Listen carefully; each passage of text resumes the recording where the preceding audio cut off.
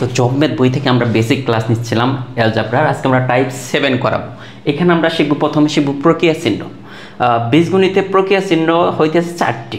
এগুলা কোনগুলা? এগুলো পরীক্ষায় আসে যে প্রক্রিয়া চিহ্ন কয়টি বা প্রক্রিয়া চিহ্ন কী কী? প্রক্রিয়া চিহ্ন হচ্ছে প্লাস, মাইনাস, গুণ আর হচ্ছে ভাগ। তাহলে বীজগণিতে প্রক্রিয়া চিহ্ন কয়টি? 4টি। পাটিগণিতে প্রক্রিয়া চিহ্ন 4টি। এই 4টিকে বলা হয় কি? প্রক্রিয়া চিহ্ন। এগুলো পরীক্ষায় আসতে পারে। এরপর হচ্ছে সহগ নির্ণয়। চলকের সাথে, আমরা কিন্তু চলক এটা কিন্তু আগে পড়ছি, চলকের সাথে যা গুণাকারে থাকে, যে সংখ্যা গুণাকারে থাকে, যেমন আমি যদি বলি 4x, এখানে তাহলে x এর সহগ কত? 4। এখন যদি বলি মাইনাস এক্স, এইখানে x এর সহগ কত? এই যে কোনো সহগ যদি না থাকে তাহলে এখানে মনে মনে একটা 1 আছে, তার মানে এটার সহগ কত? -1। এখন এইরকমও থাকতে পারে যে 4xyz, এখানে যদি বলা হয় xyz এর সহগ কত? 4। অথবা এরকম থাকতে পারে যে 3x + 4y + 5z।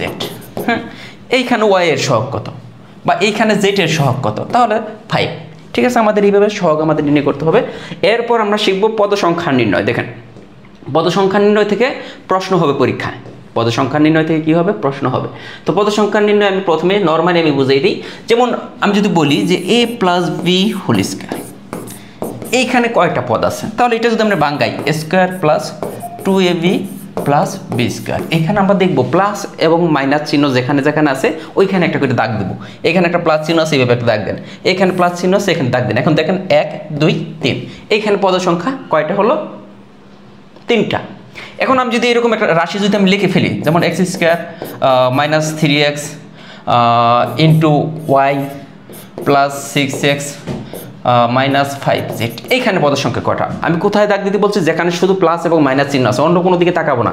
এখানে প্লাস চিহ্ন একটা দাগ, এখানে দেখেন গুণ চিহ্ন, এখানে কিন্তু দাগ দিব না, প্লাস চিহ্ন একটা দাগ, এখানে মাইনাস চিহ্ন। তার মানে প্লাস এবং মাইনাস চিহ্ন যেখানে আছে ওইখানে দাগ দেবো। তার মানে 1টা 2টা 3টা 4টা, এখানে পদের সংখ্যা কয়টা? 4টা। এখন যদি পদ মানে এটা তো আমরা নর্মালি ছোট আকারে যদি আসে 3 4টা বা 5 6টা পদ থাকলে, যদি বেশি পদ থাকে, যেমন মনে করুন আমি বললাম যে a + b, এইটার পাওয়ার আছে n। এখন তো আমরা জানি না এখানে পাওয়ার কিন্তু n, তাহলে পদ সংখ্যা কতগুলো হবে? এটা তো বহুপদী, তাই না? তখন আমাদের পদ সংখ্যা নির্ণয়ের সূত্র হচ্ছে, টেকনিক হচ্ছে এই পাওয়ারের সাথে 1 যোগ করে দেব। তাহলে পাওয়ার কত? n, n এর সাথে 1 যোগ করে দেব। এইটাই হচ্ছে এটার পদ সংখ্যা। যেমন এই প্রশ্নটা যদি একটু দেখেন, এটা কিন্তু প্রাইমারিতে আসছে যে আমাদের বলছে p + q হোল স্কয়ার এবং p + q, এখানে কতটি পদ আছে? নর্মালি এখানে কয়টা আছে? p + q 2টা, এখানে একটা, টোটাল আছে কয়টা? আমরা এটাকে এইভাবে লিখতে পারি p + q, এটার পাওয়ার কত? 3। তার মানে এখানে 3টা আছে, p + q 3টা আছে। তার মানে এখানে পদের সংখ্যা কয়টা? a পাওয়ারের সাথে 1 যোগ করব, এই পাওয়ার কত? 3, 3 এর সাথে 1 যোগ করে দিলাম। তাহলে পদের সংখ্যা কয়টি হয়ে গেল? 4টি। সহজ না? এটা কিন্তু সহজ। সেম ভাবে এখানে যদি এটা না আইসা মনে করেন এরকম ছিল a + b, এইটার পাওয়ার 6।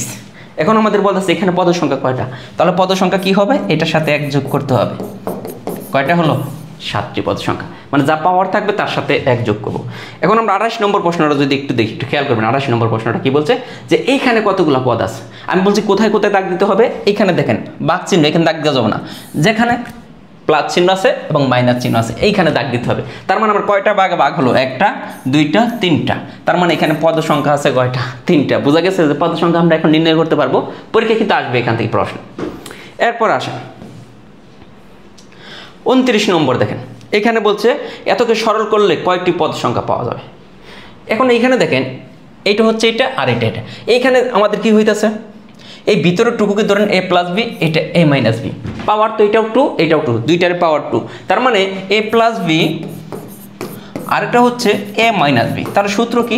a² - b²। আমরা এটাকে যদি a ধরি আর এটাকে যদি b ধরি, a + b a - b, তার মানে সূত্র হইতেছে a² - b² মানে কত? 3y। এই টোটালটার উপরে পাওয়ার আছে 2। ওকে, আমরা 2 দিয়ে দিলাম। আবার এটার উপরে আর তার উপরে আবার 2 আছে। দেখেন জাস্ট আমি ভেঙে লিখলাম, আর কিন্তু কোনো কিছু করিনি। এখন আমাদের কি হচ্ছে একটু যদি খেয়াল করে দেখেন যে এখানে কি x² - 3y মানে 9 তার হোল স্কয়ার, তাহলে x² - 9y²। এই টোটালটার পাওয়ার আমাদের কত হইতেছে? 4। 2 আর 2 4 হইতেছে। তার মানে এখানে পদের সংখ্যা কয়টি হবে? দেখেন এই 4 এর সাথে 1 যোগ করে দেন। তার মানে এখানে টোটাল পাওয়ার হইতেছে কয়টা? 5টা। যেহেতু এখানে 4 আছে তার মানে এটি পদ সংখ্যা কয়টা হবে? 5টি। এটা বহুপদী আকারে আমরা করলাম। এরপরে দেখেন পদ সংখ্যা নিয়ে আমাদের অনেকগুলো প্রশ্ন আছে। আপনি করবেন এই পদ সংখ্যা নিয়ে। আমরা 30 নম্বর অঙ্কটা যদি একটু করি, আমাদের বলতেছে ABC এর মান 160 হলে A এর মান কোনটি হতে পারে না, মানে ABC ইকুয়াল বলতেছে 160। এখন A এর মান কোনটি হতে পারবো না, দেখেন আমরা এখান থেকে যদি এইভাবে লিখি, জাস্ট একটু বেসিক, এখানে বেসিক যদি দেখি 160/A, এখন A এর মান কোনটি হতে পারবো না, দেখেন তো A ইকুয়াল 0 বাদে যে কোনো মান দিতে পারবো, A ইকুয়াল নট 0, কারণ নিচে 0 দিলে এটাকে ভাগ করা যাবে না, এটা কোনো ভ্যালু পাওয়া যাবে না, তার মানে নিচে তো 0 হতে পারে না, এই জন্য A এর মান 0 হতে পারবে না।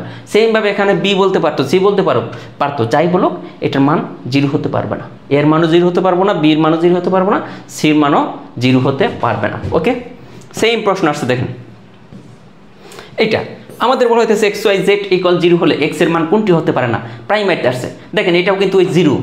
এরপর আছে ABC এর মান 120 হলে এর মান কোনটি হতে পারে না, 0। তার মানে এটা কিন্তু আমাদের কিন্তু চলে গেল, ঠিক আছে। এরপর আসেন আমাদের এই টাইপের লাস্ট অঙ্ক 31 নম্বর। 31 নম্বর বলতেছে এক ব্যক্তির মাসিক বেতন এত টাকা হলে তার এত মাসের বেতন কত। তার মানে ব্যাপারটা বলতেছে এরকম যে এক ব্যক্তির 1 মাসের বেতন মনে করেন যে এটা 30 টাকা, তাহলে তার 5 মাসের বেতন কত হবে। 1 মাসের বেতন 30 টাকা হলে 5 মাসের বেতন কত, এটাকে এটা দ্বারা গুণ করতে হবে। এখানে এই কথাটা বলছে, এখানে টাকার পরিবর্তে বলতেছে 1 মাসের বেতন এত টাকা, তাহলে এত মাসের বেতন কত। তার মানে ঐকিক নিয়মের মতো এই দুইটা জাস্ট গুণ হবে। এখানে কি আছে 2x² - 1, এটাকে গুণ করতে হবে x - 3 দিয়ে, কারণ আমাদের 1 মাসের বেতন এত, তাহলে এত মাসের বেতন কত হবে। এখন জাস্ট আপনি গুণ করে দিবেন, আর আমাদের কোনো কাজ নাই। এখানে কি করতে হবে, গুণ, এটাকে এটা দ্বারা গুণ করেন, দেখেন 2x³, আবার এটাকে এটা দ্বারা গুণ করেন -6x², এটাকে এটা দ্বারা গুণ করেন -x, এটাকে এটা দ্বারা গুণ করেন প্লাস কত 3। এখন দেখেন আমাদের কি হয়েছে 2x³ - 6x² - x + 3, এই যে, বুঝছেন কিনা। তো মোটামুটি এই ছিল। আমরা এরপর আমরা টাইপ 8 দেখব। তো অবশ্যই এই ক্লাসগুলো একটু শেয়ার করে রাখবেন, আমরা কিন্তু বেসিক থেকে পড়াচ্ছি। তো ধন্যবাদ সবাইকে, ভালো থাকবেন।